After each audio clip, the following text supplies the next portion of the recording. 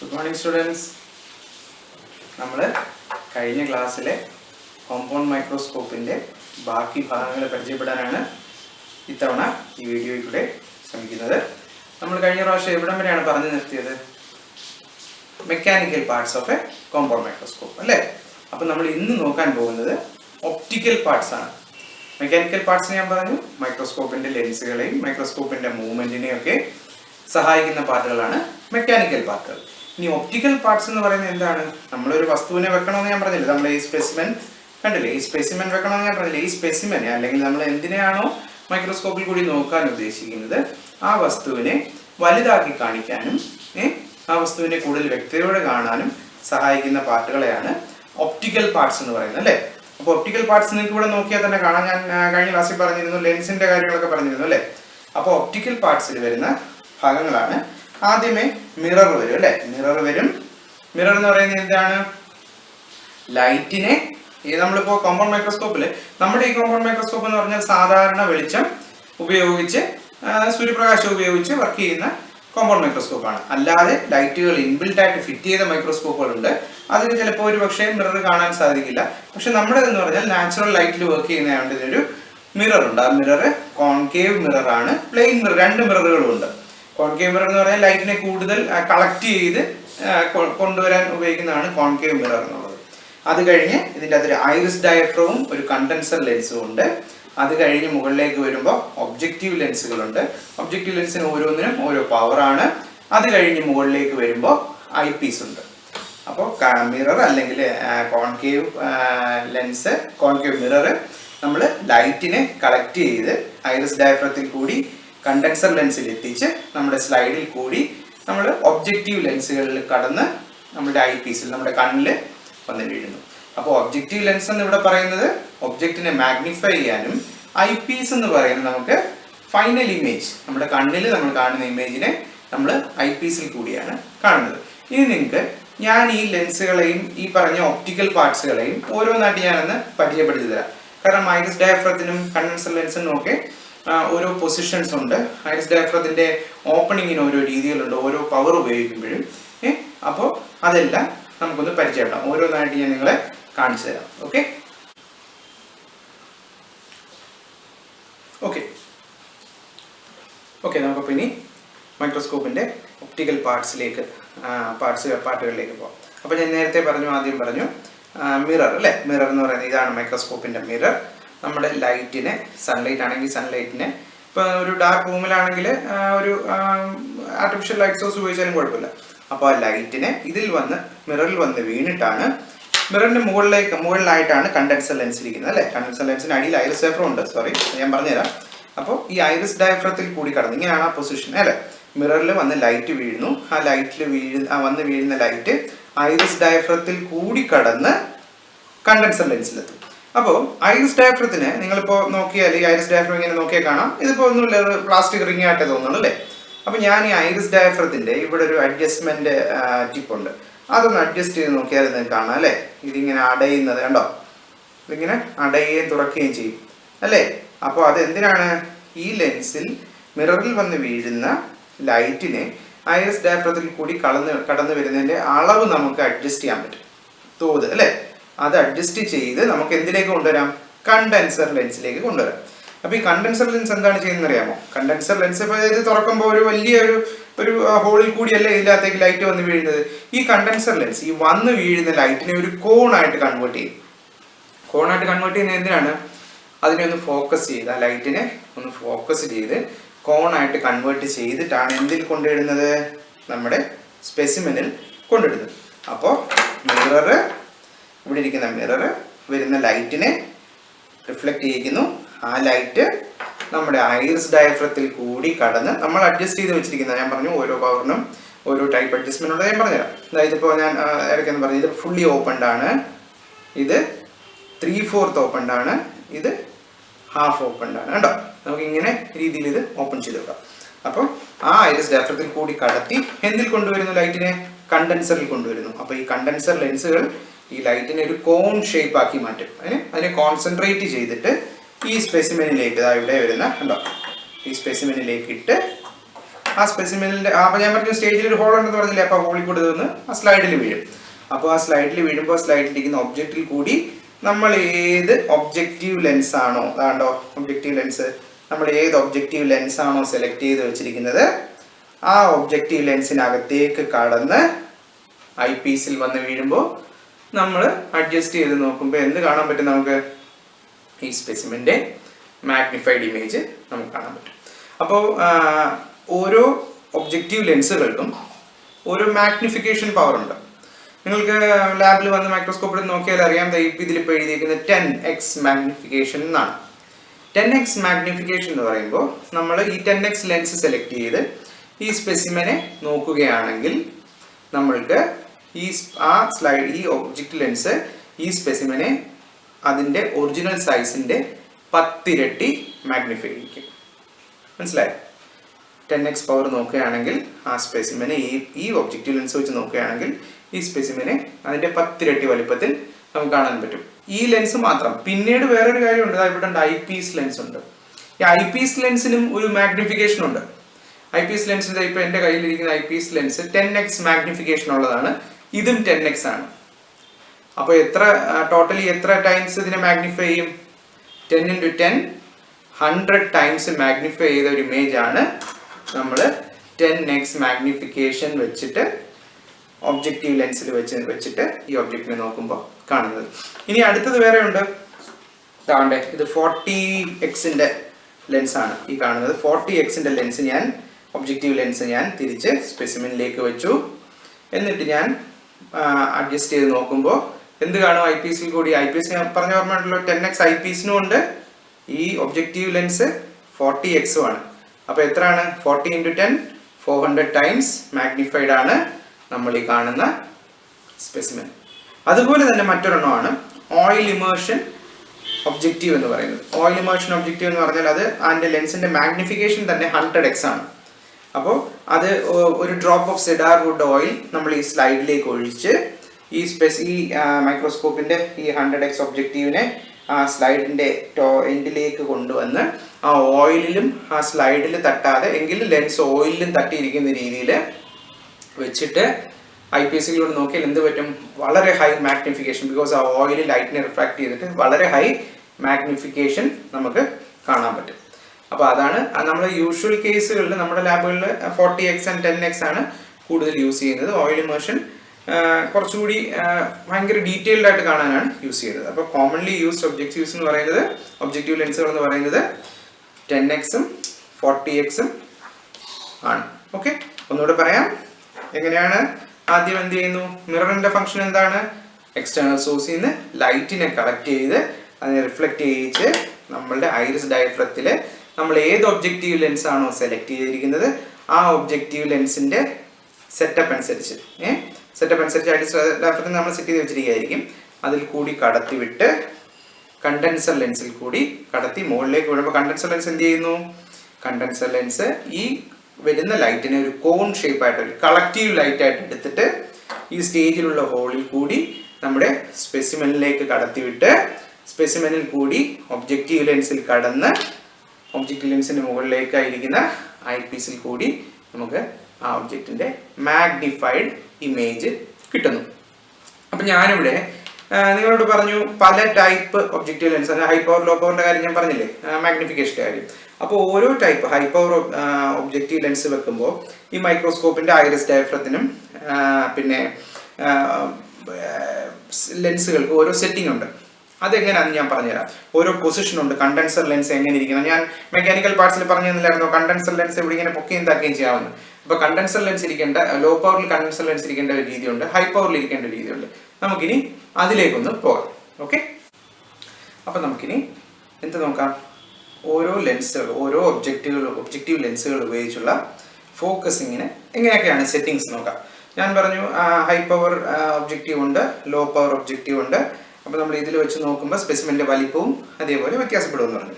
അപ്പോൾ നമ്മൾ ഓരോ ലെൻസ്, ഒബ്ജക്റ്റീവ് ലെൻസ് സെലക്ട് ചെയ്യുമ്പോഴും മൈക്രോസ്കോപ്പിൻ്റെ കണ്ടൻസർ ലെൻസിനും ഐറിസ് ഡയഫ്രത്തിനും ഒക്കെ ഓരോ ഡിഫറെൻറ്റ് സെറ്റിങ്സ് ഉണ്ട്. അപ്പോൾ നമ്മൾ ആദ്യമായി മൈക്രോസ്കോപ്പ് എടുക്കുമ്പോൾ അത് ഒരു പരന്ന പ്രതലത്തിലാണ് ഇരിക്കുന്നത് ഉറപ്പ് വരുത്തുക. എന്നിട്ട് നമ്മൾ ഈ മൈക്രോസ്കോപ്പിനെ എപ്പോഴും ഒരു ലൈറ്റ് സോഴ്സിന് നേരെ, നമ്മളിപ്പോൾ ലാബുകളിലൊക്കെയാണ് ചെയ്യുന്നതെങ്കിൽ സൂര്യപ്രകാശത്തിന് നേരെ എവിടെയാണോ ഉള്ളത്, ജനലിനടുത്തോ അല്ലെങ്കിൽ ലാബിന് വെളിയിലായിട്ട് ഏതെങ്കിലും മേശപ്പുറത്തോ മറ്റോ വെച്ചിട്ട് ലൈറ്റ് സോഴ്സിന് നേരെ വെച്ചിട്ട് ഈ ഐ പീസ് ലെൻസിൽ കൂടി നോക്കിക്കൊണ്ട് നമ്മൾ ഈ മിററിനെ ലൈറ്റിന് നേരെ, മിറർ ഇങ്ങനെ ചരിക്കാൻ ഏത് ഡിഗ്രി 360 ഡിഗ്രി 180 ഡിഗ്രി എങ്ങനെ വേണമെങ്കിലും ഈ മിററിനെ അഡ്ജസ്റ്റ് ചെയ്യാം. ഈ മിററിനെ ഈ ഐ പീസിൽ കൂടി നോക്കിക്കൊണ്ട് ഈ മിററിനെ പതുക്കെ ഒന്ന് റൊട്ടേറ്റ് ചെയ്ത് കഴിഞ്ഞാൽ വന്ന് വീഴുന്ന ലൈറ്റിന്റെ തോത് നമുക്ക് ഇതിൽ കൂടെ കാണാൻ പറ്റും. നല്ല ബ്രൈറ്റ് ലൈറ്റ് ഈ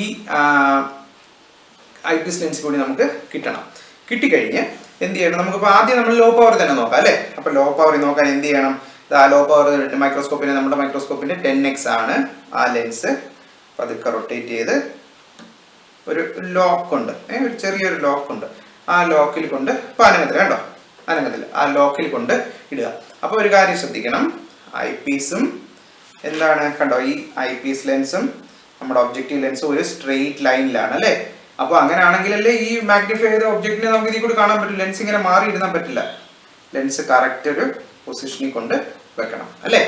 വെച്ചിട്ട് എന്ത് ചെയ്യണം, ഈ ഞാൻ ഈ പറഞ്ഞ കണ്ടൻസർ ലെൻസിന്റെ ഐറിസ് ഡയഫ്രത്തിന്റെ ഒരു നോബ് റൊട്ടേറ്റ് ചെയ്യുമെന്ന് പറഞ്ഞില്ലേ, അതിനെ മുഴുവൻ താഴേക്ക്, ഇത് കണ്ടോ മുകളിലേക്കും താഴേക്കും ഉണ്ട്. അപ്പം ഇതിനെ മുഴുവൻ താഴേക്ക് ഇരിക്കുന്നു, lower the iris diaphragm and the condenser lens.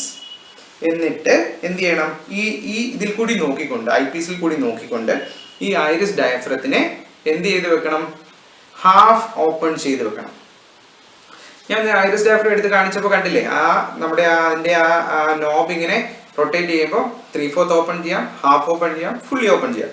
അപ്പോൾ ലോ പവർ ഒബ്ജക്റ്റീവിന് ഐറിസ് ഡയഫ്രം കണ്ടൻസർ ലെൻസും മുഴുവൻ ലോവർ ചെയ്ത് വെച്ചിട്ട് എന്ത് ചെയ്യണം, ഐറിസ് ഡയഫ്രത്തിനെ ഹാഫ് ഓപ്പൺ ചെയ്ത് വെക്കണം. ഹാഫ് ഓപ്പൺ ചെയ്ത് വെക്കുമ്പോൾ അതിൽ കൂടി നമ്മുടെ മിററിൽ തട്ടി വരുന്ന ലൈറ്റ് ഈ ഹാഫ് ഓപ്പൺ ഐറിസ് ഡയഫ്രത്തിൽ കൂടി കടന്നു വന്ന് കണ്ടൻസർ ലെൻസ് വഴി നമ്മുടെ സ്പെസിമെൻ സ്ലൈഡിൽ വീഴും.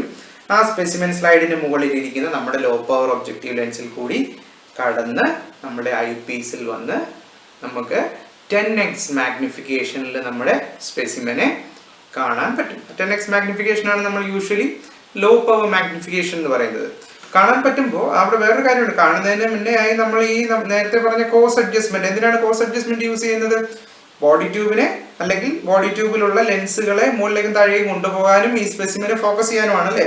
അപ്പോൾ ഈ ഐ പീസിൽ കൂടി നോക്കിക്കൊണ്ട് ഈ സെറ്റപ്പ് എല്ലാം ചെയ്തിട്ട് ഈ കോസ് അഡ്ജസ്റ്റ്മെന്റ് അഡ്ജസ്റ്റ് ചെയ്ത് ഈ ഒബ്ജക്റ്റീവുകളെ ഒന്ന് അഡ്ജസ്റ്റ് ചെയ്യുമ്പോഴാണ് നമുക്ക് ഈ സ്പെസിമെൻ കറക്റ്റായി ഫോക്കസ് ആവുന്നത്, നമ്മൾക്ക് ഐ പീസിൽ കൂടി കാണാൻ പറ്റും. ആ സ്പെസിമെനെ കുറച്ചുകൂടി നല്ല രീതിയിൽ കാണാൻ വേണ്ടി നമ്മൾ ഫൈൻ അഡ്ജസ്റ്റ്മെന്റ് യൂസ് ചെയ്യുമ്പോൾ നമുക്ക് ലോ പവർ ഒബ്ജക്റ്റീവ് ലെൻസിൽ കൂടി നമ്മളുടെ സ്പെസിമെനെ മാഗ്നിഫൈ ചെയ്ത് കാണാൻ പറ്റും. അതാണ് നമ്മുടെ ലോ പവർ അഡ്ജസ്റ്റ്മെന്റ്. ഇനി നമുക്ക് ഇതിൽ ഹൈ പവർ അഡ്ജസ്റ്റ്മെന്റ് ഉണ്ട്. ഹൈ പവർ അഡ്ജസ്റ്റ്മെന്റ് എന്ന് പറയുമ്പോൾ എന്ത് ചെയ്യണം, നമ്മുടെ ലെൻസ് ഹൈ പവർ, അടുത്ത നമ്മൾ ഹൈ പവർ എന്ന് പറയുന്നത് 40x ആണല്ലേ.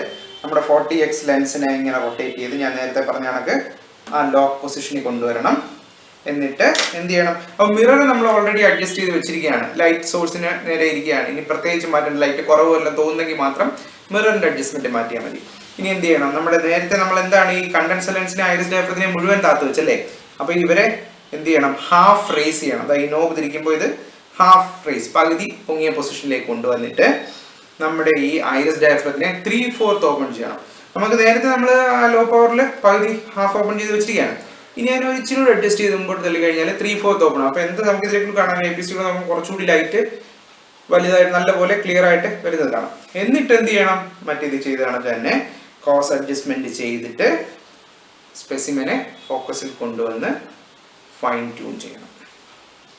ഇതേപോലെ തന്നെയാണ് ലോ പവർ ചെയ്ത പോലെ തന്നെയാണ് ഹൈ പവറും സ്പെസിമെൻ ഫോക്കസ് ചെയ്യുന്നത്. മനസ്സിലായല്ലോ? ഒന്നുകൂടി ഞാൻ പറഞ്ഞുതരാം. ആദ്യം ലോ പവർ പറഞ്ഞുതരാം. ലോ പവറിന് എന്ത് ചെയ്യണം, low power objective lens select ചെയ്ത് വെച്ചിട്ട് ലൈറ്റ് സോഴ്സിന് നേരെ കൊണ്ടുവച്ച് ഐ പീസിൽ കൂടി നോക്കിക്കൊണ്ട് ലെൻസിനെ അഡ്ജസ്റ്റ് ചെയ്ത് നമുക്ക് നല്ല വെട്ടം ഉണ്ടോ എന്ന് ഉറപ്പുവരുത്തുക. അത് കഴിഞ്ഞിട്ട് എന്ത് ചെയ്യണം, കണ്ടൻസർ ലെൻസിനെയും ഐ പീസിനെയും ലോവർ ചെയ്ത് വെക്കുക, മുഴുവൻ ലോവർ ചെയ്ത് വെക്കുക. ലോ പവർ യൂസ് ചെയ്യുമ്പോൾ ഐറിസ് ഡയഫ്രം ഹാഫ് ഓപ്പൺഡ് ആണ്. എന്നിട്ട് നമ്മൾ ഈ ഐ പീസിൽ കൂടി നോക്കിക്കൊണ്ട് കോസ് അഡ്ജസ്റ്റ് ചെയ്തു സ്പെസിമെനെ ഫോക്കസ് ചെയ്യുന്നു. കൂടുതൽ ക്ലിയർ ആവാൻ ഫൈൻ അഡ്ജസ്റ്റ്മെന്റ് ചെയ്യുന്നു. ഇനി എങ്ങനെയാണ് ഹൈ പവർ ചെയ്യുന്നത്, അതേപോലെ തന്നെ ഹൈ പവർ ലെൻസ് റൊട്ടേറ്റ് ചെയ്ത് സെലക്ട് ചെയ്യുന്നു. കണ്ടൻസർ ലെൻസിനെ ഐറിസ് ഡയഫ്രത്തിനെ ഹാഫ് റേസ് ചെയ്യുന്നു. ഹാഫ് റേസ് എന്ന് പറഞ്ഞാൽ അത് ഇരിക്കുന്ന പൊസിഷനിൽ നിന്ന് പകുതി പൊസിഷനിലേക്ക് കൊണ്ടുവരുന്നു. പിന്നെ ഐറിസ് ഡയഫ്രത്തിനെ 3/4 മുക്കാൽ ഭാഗം തുറന്നു വെക്കുന്നു. കോസ് അഡ്ജസ്റ്റ് ചെയ്ത് ഐ പീസിൽ കൂടി നോക്കിക്കൊണ്ട് നമ്മൾ സ്പെസിമെനെ ഫോക്കസ് ചെയ്യുന്നു. ഫൈൻ അഡ്ജസ്റ്റ് ചെയ്ത് ഫൈനൽ ഇമേജ് കാണുന്നു. ഇങ്ങനെയാണ് നമ്മൾ മൈക്രോസ്കോപ്പിന്റെ ലോ പവറും ഹൈ പവറും ഉപയോഗിച്ചൊരു സ്പെസിമെനെ ഫോക്കസ് ചെയ്യുന്നത്. ഇനി ഞാൻ നേരത്തെ പറഞ്ഞ ഓയിൽ ഇമേർഷൻ ഒബ്ജക്റ്റീവ് ലെൻസിന്റെ കാര്യം അതുകൂടി ഞാൻ പറഞ്ഞുതരാം. ഓയിൽ ഇമേർഷൻ ഒബ്ജക്റ്റീവ് ലെൻസ് ചെയ്യുമ്പോൾ മറ്റേതുപോലെ തന്നെ ലെൻസുകൾ ഓയിൽ ഇമേർഷൻ സെലക്ട് ചെയ്യുന്നു. ഈ ഐറിസ് ഡയഫ്രത്തിനെ മുഴുവൻ ഓപ്പൺ ചെയ്യുന്നു. ഫുള്ളി ഓപ്പൺ, കൂടുതൽ ലൈറ്റ് വേണം, ഫുള്ളി ഓപ്പൺ ചെയ്യുന്നു. കണ്ടൻസർ ലെൻസിനെ ഫുള്ളി റൈസ് ചെയ്ത് വെക്കുന്നു. നല്ല സ്പെസിമെന്റെ വളരെ അടുത്തേക്ക് കൊണ്ടുവെക്കുന്നു. ഈ ഹോളിൽ കൂടി കണ്ടൻസർ ലെൻസ് അങ്ങ് സ്പെസിമെന്റ് അടുത്ത് വരും. ഈ സ്റ്റേജിലുള്ള ഹോളിൽ അടുത്ത് കൊണ്ടുവെക്കുന്നു. നമ്മൾ ഒരു ഹൈ റിഫ്രാക്റ്റീവ് ഇൻഡെക്സ് ഉള്ള high clear oil, acid oil ഈ സ്ലൈഡിന്റെ സ്പെസിമെന്റെ മുകളിലേക്ക് ഒരു ഡ്രോപ്പ് വെക്കുന്നു. ഡ്രോപ്പ് വെച്ചിട്ട് ഈ ഹൈ പവർ ലെൻസ് കൊണ്ടുവന്ന് ആ ഓയിലിലും തട്ടണം, എങ്കിൽ സ്ലൈഡിലും തട്ടാൻ പാടില്ല. അപ്പോൾ എന്ത് സംഭവിക്കാന്ന് അറിയാമോ? നമ്മളുടെ ഈ ലൈറ്റ് കടന്നു വരുന്ന ലൈറ്റ് ഈ ഓയിലിൻ്റെ അകത്ത് നിന്ന് റിഫ്രാക്ട് ചെയ്തിട്ട് ഹൈ റിഫ്രാക്റ്റീവ് ഇൻഡെക്സ് ആയത് കാരണം നമുക്ക് മാഗ്നിഫിക്കേഷൻ കംപ്ലീറ്റ് ആവും. കുറച്ചുകൂടി വലിയ നല്ല ക്ലിയർ ഇമേജിനെ നല്ല വലുതായിട്ട് കാണാൻ പറ്റും. അങ്ങനെയാണ് ഈ ഓയിൽ ഇമേർഷൻ ഒബ്ജക്റ്റീവ് ലെൻസ് നമ്മൾ യൂസ് ചെയ്യുന്നത്. സെറ്റിംഗ്സ് എല്ലാം മറ്റേതുപോലെ ഞാൻ പറഞ്ഞു. അപ്പോൾ ലോ പവറിന്റെ സെറ്റിംഗ് എന്ന് പറയുന്നത് എന്താണ്? Condenser lens and iris diaphragm fully lowered. Iris diaphragm എത്ര ഓപ്പൺ ആണ്? Half open. സെലക്ട് ചെയ്യുന്ന lens low power objective lens select ചെയ്ത് ഐ പീസിന്റെ സ്ട്രെയിറ്റ് ലൈനിൽ കൊണ്ടുവരണം. എന്നിട്ട് ബോഡി ട്യൂബ് റേസ് ചെയ്ത് ഐ പീസിൽ കൂടി നോക്കിക്കൊണ്ട് ബോഡി ട്യൂബ് റേസ് ചെയ്തോ ലോവർ ചെയ്തോ ഇമേജിനെ സ്പെസിമെനെ ഫോക്കസ് ചെയ്യണം. എങ്ങനെയാണ് high power objective lens? Condenser ലെൻസിനെയും ഐറിസ് ഡയഫ്രത്തിനെയും ഹാഫ് റേസ് ചെയ്യണം. ഐറിസ് ഡയഫ്രത്തിനെ 3/4 ഓപ്പൺ ചെയ്യണം. ഹൈ പവർ ലെൻസ് സെലക്ട് ചെയ്യണം. ഐ പീസിൽ കൂടി നോക്കിക്കൊണ്ട് കോസ് അഡ്ജസ്റ്റ് ചെയ്ത് സ്പെസിമെനെ ഫോക്കസ് ചെയ്ത് ഫൈനൽ ഇമേജ് കിട്ടണം. ഇങ്ങനെയാണ് നമ്മളുടെ മൈക്രോസ്കോപ്പിന്റെ ഫോക്കസിങ്. ഇത്രയും മനസ്സിലായി കാണുമല്ലോ. ഇനി നിങ്ങൾക്ക് ഇതിന്റെ ഇമേജ് ഫോർമേഷൻ ഡയഗ്രാം ഉണ്ട് അല്ലേ? ഒരു മൈക്രോസ്കോപ്പിൽ എങ്ങനെയാണ് ഇമേജ് ഫോം ചെയ്യുന്നതെന്ന്, അത് ലൈറ്റ് വന്ന് വീഴുമ്പോൾ എന്താണ് സംഭവിക്കുന്നത്, നമുക്ക് കിട്ടുന്ന ഇമേജുകൾ ഏതാണെന്നുള്ളത് അതും കുറച്ച് നമുക്കിപ്പോൾ നിങ്ങൾക്ക് നോക്കി കാണാൻ പറ്റില്ലല്ലോ. ഇതിൽ കൂടി ലാബിലാണെങ്കിൽ നിങ്ങൾക്ക് ഒണിയൻ സെല്ലോ നിങ്ങളുടെ ബ്ലഡ് സെൽസോ ബ്ലഡ് സാമ്പിൾസോ അല്ലെങ്കിൽ ഇപ്പോൾ ഇതിലിരിക്കുന്നത് അമീബയുടെ ഒരു സ്ലൈഡാണ്, ഡ്രൈ ഫിക്സ് ചെയ്ത അമീബയുടെ സ്ലൈഡാണ്. അതിനെ നിങ്ങൾക്ക് നോക്കി മാഗ്നിഫൈ ചെയ്ത് കാണാൻ പറ്റും. അപ്പോൾ ഞാൻ കുറച്ച് ഇമേജസ് കൂടെ കാണിച്ചു തരാം, ഓരോ മാഗ്നിഫിക്കേഷനിലുള്ള. അത് കണ്ട് മനസ്സിലാക്കുക. അത് നമുക്ക് ഇമേജ് ഫോർമേഷൻ ഡയഗ്രത്തിലേക്ക് പോകാം. ഓക്കെ, ഈ കാണുന്നതാണ് കോമ്പൗണ്ട് മൈക്രോസ്കോപ്പിന്റെ ഇമേജ് ഫോർമേഷൻ ഡയഗ്രാം. അപ്പോൾ എന്താണ് നമ്മൾ ചെയ്യുന്നത്? എന്താണ് ഒബ്ജക്റ്റ് ടു ബി ഫോക്കസ്ഡ് എവിടെയാണ് വെക്കുന്നത്? ഒബ്ജക്റ്റീവ് ലെൻസിന്റെ ഫ്രണ്ടിലായിട്ട് വെക്കുന്നു. അപ്പോൾ ഈ ഒബ്ജക്റ്റീവ് ലെൻസിന്റെ ഫോക്കൽ ഇമേജിന്റെ പോയിന്റ്, ഫോക്കൽ ലെങ്ത്തിന്റെ തൊട്ട് മുമ്പിലായിട്ടാണ് ഈ ഇമേജ് ഫോം ചെയ്യുന്നത്. ആ ഇമേജ് എന്തായിരിക്കും? റിയൽ ആണ്, ഇൻവേർട്ടഡും മാഗ്നിഫൈഡ് ഇമേജും ആയിരിക്കും അല്ലേ? അപ്പോൾ നമ്മൾ പിന്നെ ഫൈനൽ ഇമേജ് കാണുന്നത് ഐ പീസിൽ കൂടിയാണ്. അപ്പോൾ ആ ഐ പീസിന്റെ ഫോക്കൽ ലെങ്തിനോട് വളരെ അടുത്തുമായിരിക്കും ഈ ഇമേജ്. അപ്പോൾ ഐ പീസ് എന്ത് ചെയ്യും? ഇതിനെ വെർച്വൽ ഇൻവേർട്ടഡ് ആൻഡ് ഒന്നുകൂടി എൻലാർജ്ഡ് ഫൈനൽ ഇമേജ് ആയിട്ട് നമുക്ക് കണ്ണിൽ തരും. അപ്പോൾ ഇതാണ് കോമ്പൗണ്ട് മൈക്രോസ്കോപ്പിന്റെ ഇമേജ് ഫോർമേഷൻ പ്രൊസീജിയറും ഇമേജ് ഫോർമേഷൻ ഡയഗ്രവും. ഓക്കെ, നിങ്ങൾ ഈ കാണുന്നത് ലോ പവർ ഒബ്ജക്റ്റീവ് വെച്ച് മാഗ്നിഫൈ ചെയ്ത ഈ മൈക്രോസ്കോപ്പിൽ മാഗ്നിഫൈ ചെയ്ത ബ്ലഡ് സ്മിയർ, ബ്ലഡ് സാമ്പിളിനെ നമ്മുടെ സ്ലൈഡിനകത്ത് ഫിക്സ് ചെയ്ത് അതിനെ 10x മാഗ്നിഫിക്കേഷൻ, ലോ പവർ മാഗ്നിഫിക്കേഷനിൽ ഫോക്കസ് ചെയ്തേക്കുന്നതാണ് നിങ്ങൾ ഈ കാണുന്നത് നമ്മുടെ ഈ മൈക്രോസ്കോപ്പിൽ വെച്ച്. നമുക്കിനി 40x ഒന്ന് നോക്കാം. ഓക്കെ, ഈ കാണുന്നതാണ് 40x high power magnification. Blood cell തന്നെയാണ്. അപ്പോൾ നേരത്തെ ഇമേജും ഇപ്പോഴത്തെ ഇമേജും തമ്മിലുള്ള വ്യത്യാസം നമുക്ക് ഇത് കണ്ടാൽ തന്നെ മനസ്സിലാവും അല്ലേ? 10x ചെറുതായിരുന്നു, 40x കുറച്ചുകൂടി അല്ല, സിഗ്നിഫിക്കൻ്റ്ലി വലുതായിട്ട് തന്നെ കാണാം അല്ലേ? അപ്പോൾ ഇതാണ് നമ്മുടെ ഈ കോമ്പൗണ്ട് മൈക്രോസ്കോപ്പിൻ്റെ 10x മാഗ്നിഫിക്കേഷനും 40x മാഗ്നിഫിക്കേഷനും. സെറ്റിങ്സ് ഞാൻ പറഞ്ഞു തന്നെ ഓർമ്മയുണ്ടല്ലോ. ഓരോ ഒബ്ജക്റ്റീവ് ലെൻസുകൾ സെലക്ട് ചെയ്യുമ്പോഴും ഓരോ ഡിഫറെൻറ്റ് സെറ്റിങ്സ് ആണ്. അത് മനസ്സിലാക്കിയിട്ട് ഇങ്ങനെ സ്പെസിമെൻ വെച്ച് നമ്മൾ ആ സെറ്റിംഗ് അനുസരിച്ച് ഫോക്കസ് ചെയ്ത് നോക്കിയാൽ നിങ്ങൾക്ക് ചെയ്ത് നോക്കുമ്പോൾ ഇതുപോലെ മാഗ്നിഫൈഡ് ആയിട്ട് ഇമേജ് കാണും. ഓക്കെ.